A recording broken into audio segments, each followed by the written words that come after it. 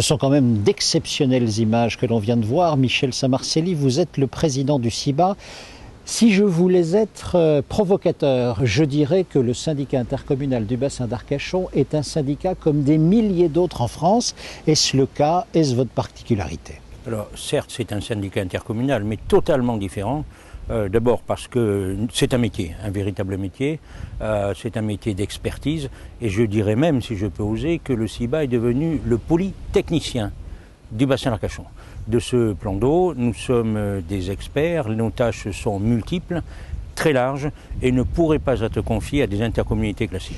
Et si on devait écrire la carte de vœux 2012, on écrirait quoi? Bien, écoutez, la carte de vœux 2012, si je m'en réfère aux dernières journées que nous venons de passer, je suis entouré d'une équipe de cadres jeunes, dynamiques, sympathiques, ayant des compétences. Alors je dirais tout simplement, bien, soyons prêts tous ensemble pour l'année 2012.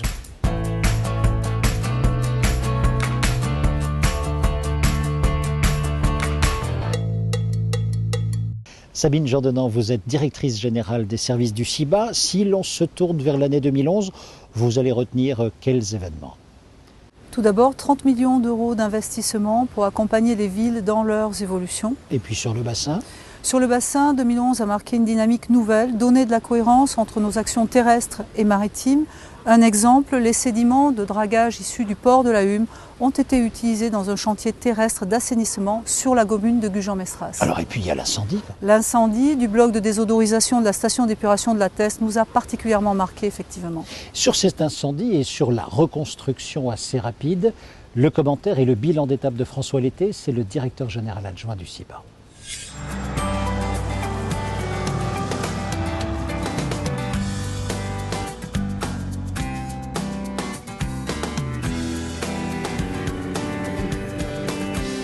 Donc nous sommes sur la station d'épuration de la Teste qui traite les eaux usées des 4 communes du sud bassin. Et nous sommes devant l'ouvrage de désodorisation qui a été totalement détruit par un incendie le 2 avril 2011. Et il faut souligner, c'est important, la grande réactivité des équipes du CIBA et de l'exploitant, d'abord pour mettre en place une solution provisoire et ensuite pour reconstruire une unité encore améliorée avec une capacité de traitement encore plus importante. Cette unité de désodorisation a 2 vocations. La première de traiter les gaz, les émanations qui se dégagent lors du process d'épuration. La deuxième, c'est aussi de préserver l'environnement et les riverains de la station d'épuration. Les équipes du CIBA et l'exploitant ont été extrêmement réactives pour qu'il n'y ait aucun impact sur l'environnement immédiat de la station. Alors avec ce sinistre, le CIBA a vraiment pris conscience qu'il était impératif de poursuivre la sécurisation de ces ouvrages afin de garantir la continuité du service et du traitement des eaux usées et éviter absolument tout rejet accidentel dans le milieu environnant et dans le bassin d'Arcachon.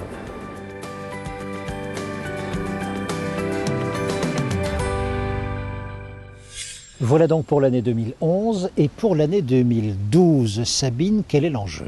L'enjeu, c'est l'assainissement de demain. Effectivement, le CIBA construit les ouvrages d'assainissement, un opérateur les exploite. Aujourd'hui, c'est la Société d'assainissement du bassin d'Arcachon, dont le contrat arrive à échéance au 31 décembre 2012. C'est le moment pour nous de repenser l'esprit de l'exploitation du système d'assainissement, en fixer les nouveaux objectifs et les nouveaux enjeux. Et sur le bassin d'Arcachon, quelles sont les actions que développe le CIBA? Le CIBA développe des actions maritimes en termes de dragage des chenaux, désenvasement des ports, réensablement des plages. Et pour cela, vous avez des équipes permanentes? Effectivement, des équipes, une flotte surtout. Dans quelques semaines, elle sera complétée par l'arrivée d'une nouvelle drague adaptée aux conditions du bassin. Et cette drague en question vient compléter la flotte, ça veut dire qu'il y a déjà, je crois, c'est un remorqueur que vous avez déjà. Un remorqueur avec des missions très spécifiques puisqu'il est susceptible d'intervenir dans des opérations de dépollution. Et c'est vrai que les voies maritimes du bassin d'Arcachon sont très importantes, notamment pour les professionnels de la mer. Le témoignage de Pierre Lacaze, il est ostréiculteur au Cap Ferret.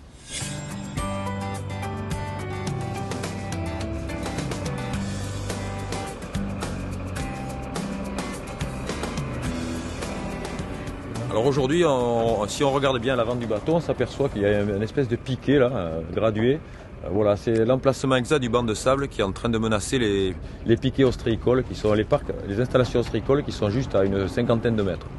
Donc en fait, c'est une masse de sable énorme qui glisse tout doucement vers l'intérieur des parcs et qui petit à petit menace les concessions qui sont situées à la pointe sud-ouest du Grand Bord. L'ensemble de piquets qu'on voit ici, qui va jusque devant Arcachon là-bas. C'est un grand banc de sable qui se termine au chenal du Courbeil là-bas. Je crois qu'il y a une 60 ou 70 hectares d'exploitation ostréicole, voilà, qui font partie des meilleurs parcs du bassin. On essaie quand même de se protéger ces installations et d'éviter leur ensablement qui semble être inéluctable. Donc c'est pour ça que les professionnels ont demandé à la présidence du CIBA et au CIBA d'envisager des travaux de dragage pour que justement ces parcs soient protégés.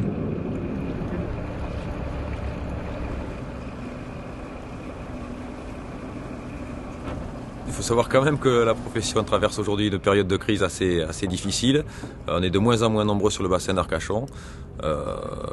Tant qu'on peut aujourd'hui avoir l'aide et le secours d'organismes tels que le CIBA, je pense qu'il est judicieux qu'on utilise les fonds publics à protéger l'ensemble d'une profession.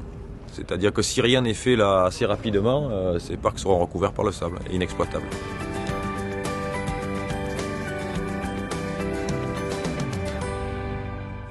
Sabine, j'ai une toute dernière question. Le CIBA collecte à l'année énormément de données pour vérifier la bonne santé du bassin d'Arcachon. Allez-vous encore accroître ces collectes ? Complètement. 2011 a marqué l'acquisition d'un grand nombre de données au sein notamment du réseau de suivi des pesticides, REPAR. 2012, nous avons pour objectif d'étudier leur impact, leur écotoxicité dans le milieu. Imaginez que dans la collecte de vos données, vous constatiez à un moment donné une anomalie, micropollution, etc. Quelle est votre réactivité? Quelles sont vos actions?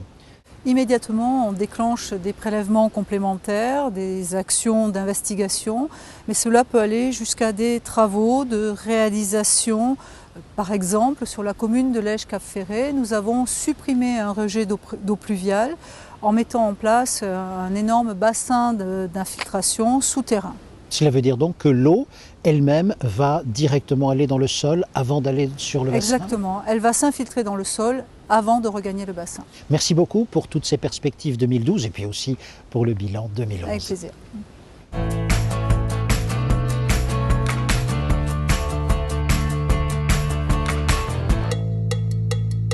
Voilà donc pour l'identité du CIBA, voilà aussi pour son savoir-faire, pour son expertise, on l'a vu. À présent, il faut faire savoir. Isabelle Galinier, vous êtes directrice de la communication du CIBA. Et à ce titre, vous êtes aussi chargée de la promotion du tourisme. Et ma question est la suivante. Quel objectif poursuivez-vous à travers cette compétence de promotion touristique? Eh bien, la commission tourisme du CIBA, sous l'impulsion de Philippe Pérusa, travaille à donner du sens aux vraies vacances. Finalement, le rôle du CIBA en termes de promotion touristique ne diffère pas du rôle général du CIBA, dans le sens où on tente, à travers la communication touristique, d'anticiper. Anticiper pour se prémunir des phénomènes de mode. Donc ça consiste entre autres à travailler avec l'ensemble des partenaires, à créer une véritable marque, une marque partagée par tous et lui donner du contenu. Donner du sens, et comment allez-vous revaloriser du coup, ou valoriser l'ensemble? Alors, vous verrez que dans l'ensemble de nos campagnes de communication, on tente de privilégier une offre touristique qui favorise entre autres l'écotourisme, mais également une offre comme le pescatourisme avec les professionnels de la mer, c'est-à-dire une offre qui privilégie à créer du lien entre population accueillie, donc nos hôtes, nos vacanciers, et population accueillante, les habitants. Il est important pour nous de vraiment développer ce lien, mais créer du lien, c'est aussi pour nous, le CIBA, créer du lien entre les professionnels du tourisme. Et c'est l'objet même des rencontres du tourisme. Prochain rendez-vous est le jeudi 16 février, ici même au Palais des Congrès. Alors on avait une carte de vœux 2012, on a Oui. commencé à l'écrire. Je vous donne la carte et vous la terminez. Vos derniers mots seront? L'esprit bassin, l'esprit de partage. L'esprit bassin, c'est une façon de vivre, d'accueillir bien sûr, de comprendre, mais aussi de respecter.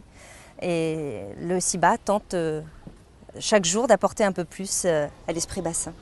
Merci beaucoup. Merci en tous à les vous. cas. Bonne année. Bonne année à tous.